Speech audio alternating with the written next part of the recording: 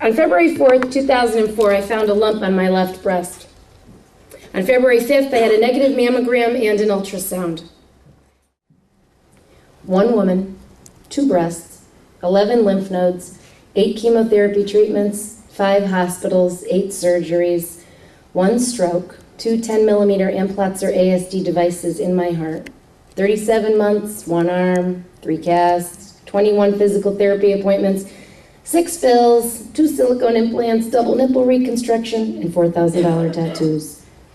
$591,846.33, not including prescriptions.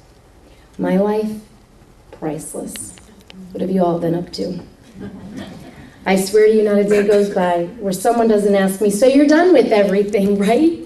Yeah, right. My oldest daughter got her period for the first time the week before and turned 13 the week after. She should keep some poor psychiatrist busy a few years from now. My 12-year-old son has seen and heard more about breasts than some men twice his age.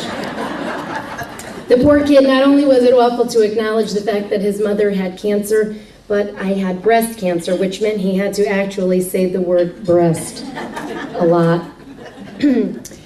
My 14-year-old daughter, however, was the most outwardly affected.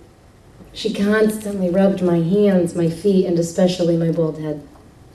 Her little face was an open book, a book on compassion, hope, and confidence that her mom could do anything.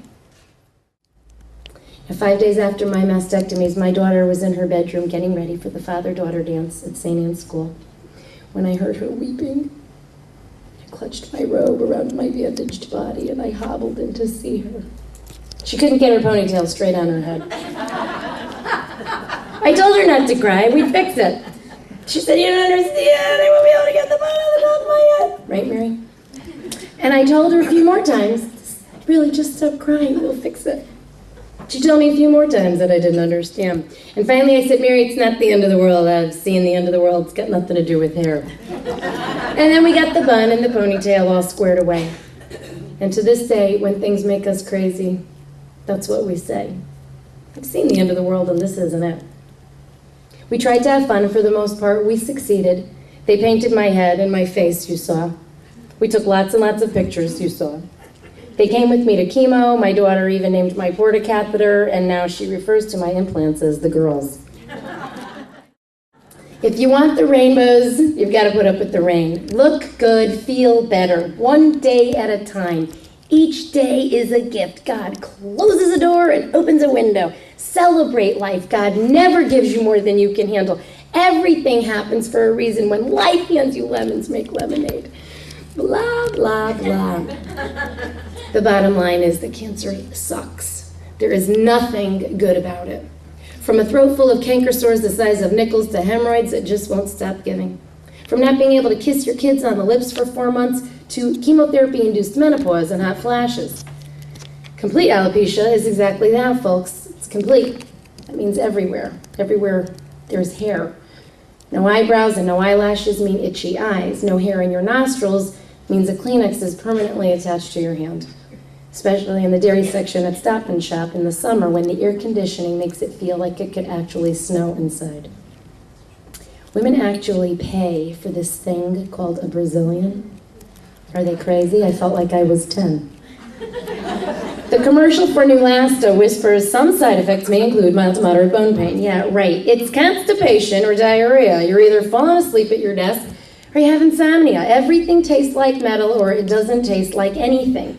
The only coffee I could ever taste was Starbucks, and the only time I knew I had food in my mouth was when it was burning my tongue. One day I was leaving the cancer center at St. Raphael's when a woman came in to see the nurses. She was so happy, and she came up to them and said, "Oh, see, you know, my hair grew back. There is life after breast cancer." And I said, "Excuse me, but I gotta tell you, there's life right in the middle of breast cancer. I have never been more alive. Don't give permission to all these women to stop living until they think this is over. You have to live right through it. Live right through it." Those words in that incident really stay with me. But the most powerful incident that happened to me was one without words at all. I was in a restaurant dining with a friend when I noticed a woman several tables away. She was in her 60s and had a beautiful, severely short hairstyle. She was well-dressed, bejeweled, stunning face, all made up, beautiful. I was topless in an LL Bean denim dress, pink Dr. Scholl's, browless, lashless, probably sleepless. When she and her husband got up to leave, she left him at their table and walked over to where I was sitting.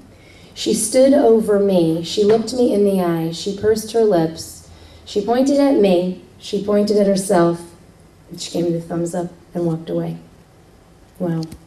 My friend rubbed his eyes and said, "It's like this secret sister support society." Cool, huh? At the beginning of this horrific journey that I would come to recognize as my life, I found it difficult to be on the receiving end of such an enormous outpouring of love.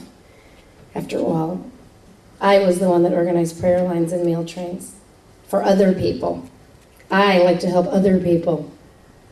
So I fell back into the love that was given to me, and I trusted in God. He showed me a way I could help others with my own situation. It's been my privilege to be on the receiving end of such excellent medical care, such overwhelming spiritual nourishment, such an outpouring of love.